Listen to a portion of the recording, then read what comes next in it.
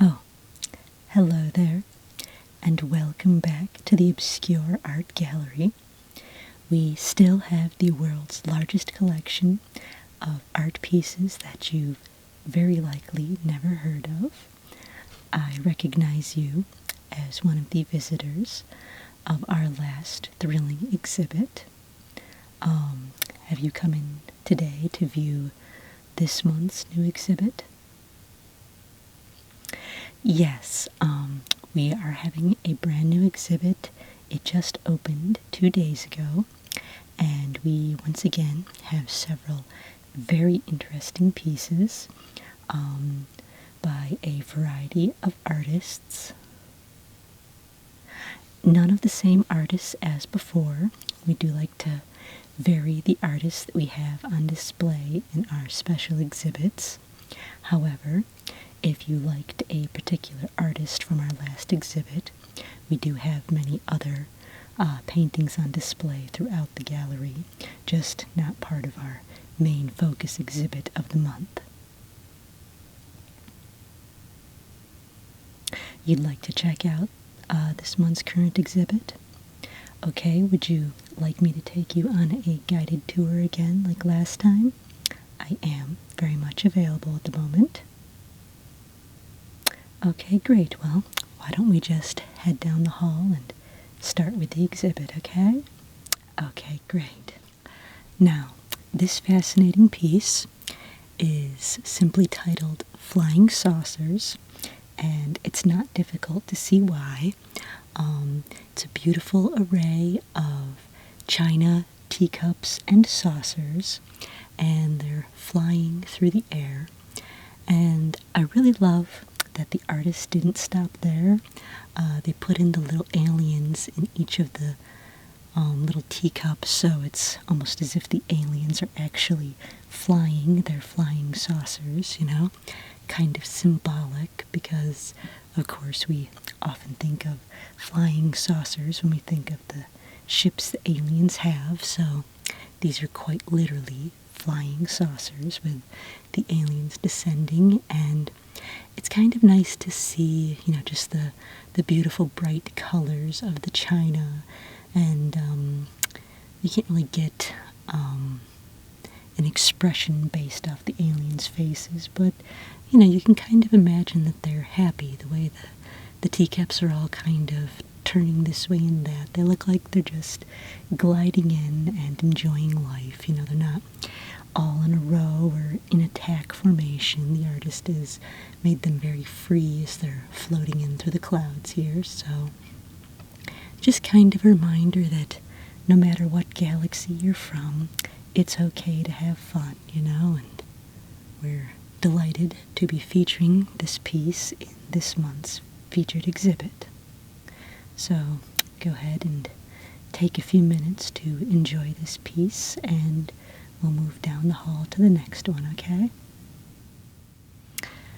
Okay, now this one is a very interesting, very thought-provoking piece called Steampunk Werewolf, and everything in this painting is extremely symbolic, from the steampunk werewolf to the machine that it's working on to the mechanical moon up above.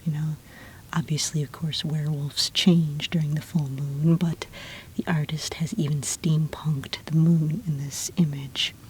And it just kind of signifies, the author's kind of trying to convey that while the werewolf is at the mercy of the full moon, it's almost as if the moon is something that the werewolf itself has created. So this terrible situation of being a werewolf is something that the werewolf itself has engineered.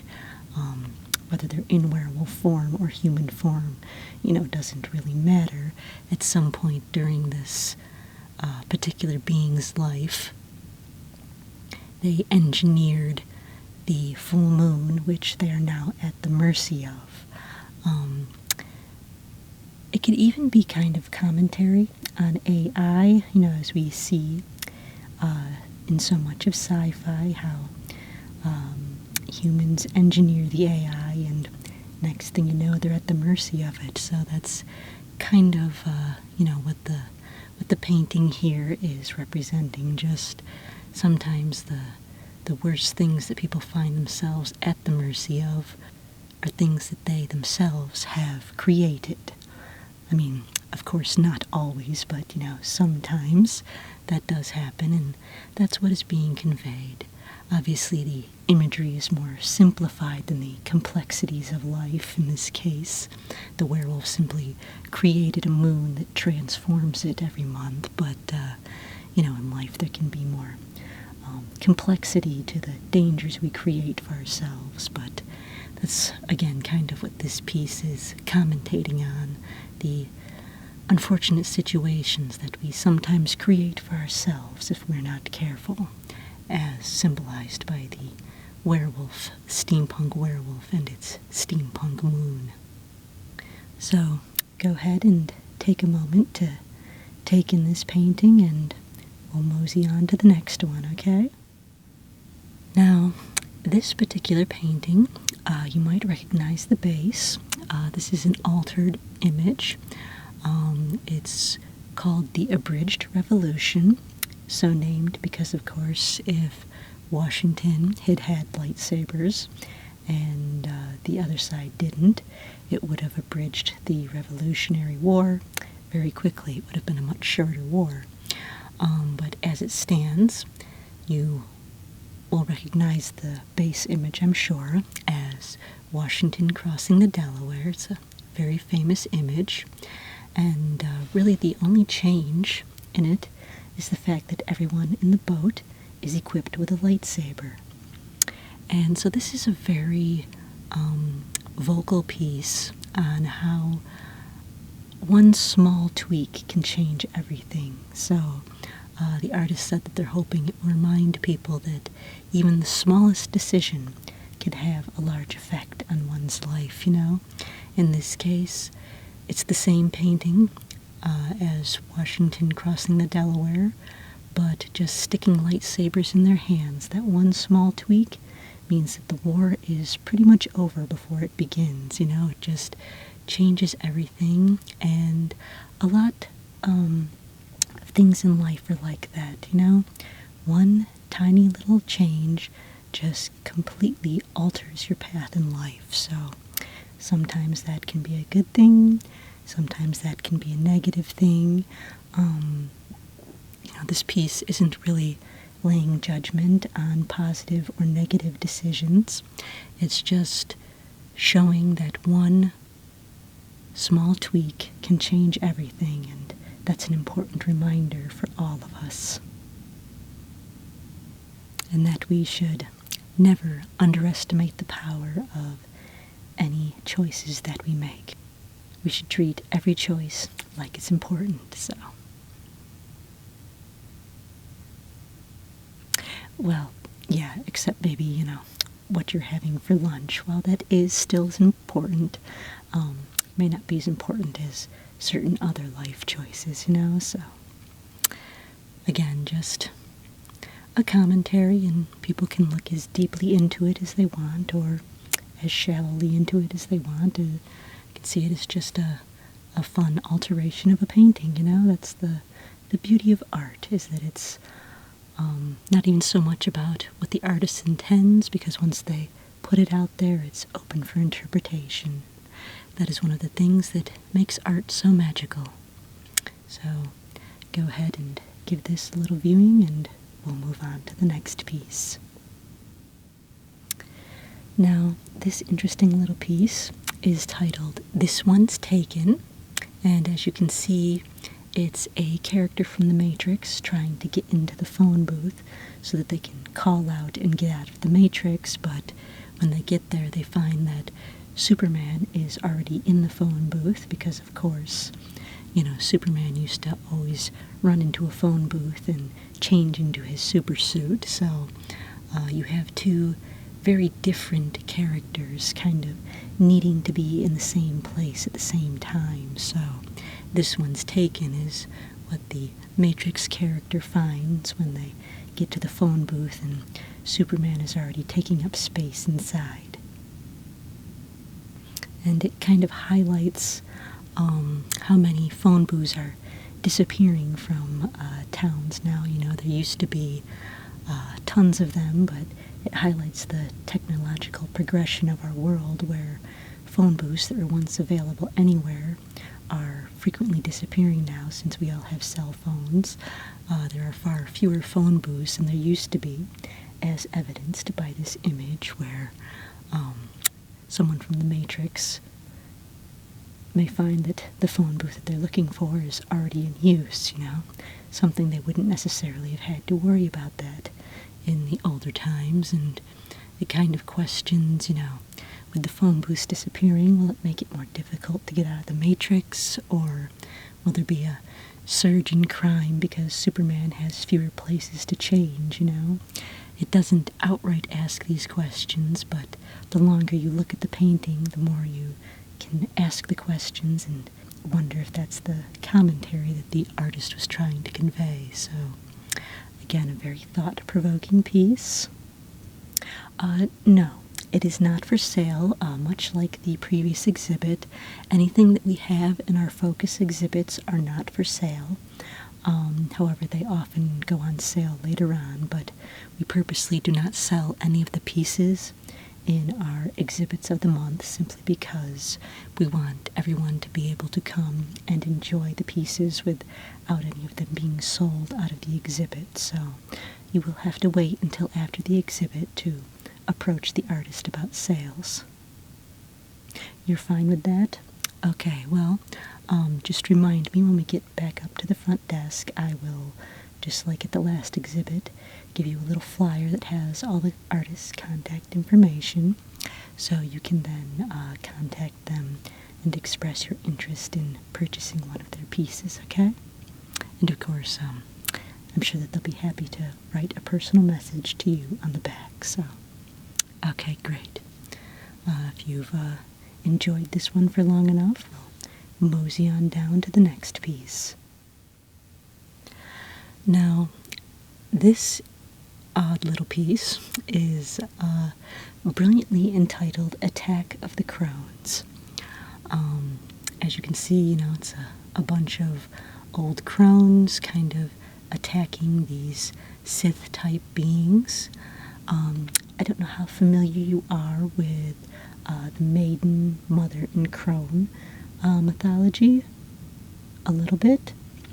Well, in that particular belief, the crone, while being, you know, older and perhaps not so spry, is also a source of great wisdom and knowledge. So they're revered for their power and their magic, and that's why you often see in many older paintings, you know, the witches are old crones, and that's because the crones were revered as immensely powerful magicians. And so in this painting, it is the attack of the crones, and all the magic that they have is being combined, all these, you know, wonderful centuries of passed down knowledge and wisdom. They're combining their forces to defeat the Sith, who are representing this dark time in the world. And the crones, even though they seem old and weak, they are in fact extremely powerful, and their feebleness kind of hides that power, because they're clearly defeating the Sith. The Sith are no match for the crones and all the power that they have amassed with their years of wisdom. And so that's kind of what this painting signifies. For one thing, never judge a book by its cover. Obviously, the Sith weren't expecting all these old crones to be such a formidable force, but clearly they are, and they're about to cast the Sith out of the universe forever. So, a very, very powerful piece, and definitely one worth contemplating. You hope that the artist would think about selling you that one? Yeah, I do know that this is one of the artist's favorites, So I don't know if they would be into that, but again, it never hurts to contact them and find out. And I will be giving you all of their contact information. So just remind me when we get back to the main desk, and I'll be sure to give that to you. In the meantime, continue to feast your eyes and enjoy, and then we'll move on to the next piece, okay? Now, this one is entitled Trieratops, and it's kind of a play on the werewolf mythology, but instead of turning into a wolf, this unfortunate fellow is turning into a Triceratops under the light of the full moon. And in this case, this piece is also by the same artist that did Steampunk Werewolf. So once again, the artist is implying that the transformation is due to this person's own actions. You know, the transformation is somewhat of their own making. So in this case, the Triceratops, you know, being a very ancient creature, it signifies, you know, the past and maybe old choices that didn't actually serve this person, and some of the bad choices that he made in the past have now returned to haunt him because they've caused him to turn into this terrible beast that is, you know, half man, half Triceratops. And, you know, it's, again, something that he can't control, but perhaps something that he had the opportunity to control at some point because he made some choices that now are out of his control and have taken over his life, and he's no longer in control because of the choices that he made. However, the fact that the person is only partially transformed in this painting does indicate that he is fighting the transformation and perhaps might someday be able to learn to live with the decisions of the past, or perhaps even reverse some of the decisions that caused him to find himself in this terrible situation. So just kind of a reminder for all of us to be careful of some of the choices we make, because they could create situations that are no longer in our control. So again, everything this artist does is very thought-provoking, you know, lots of symbolic imagery and hidden commentary that every time you look at one of this artist's paintings, another message pops out that you didn't see the first time. So it's almost like looking at it all over again, you know, from a new perspective every time you look at it. So that's why I really love this artist's work. And again, we're just delighted to have two of their paintings in our feature exhibit this month. So go ahead and investigate that for a moment or two, and we'll mosey on down to the next one, okay?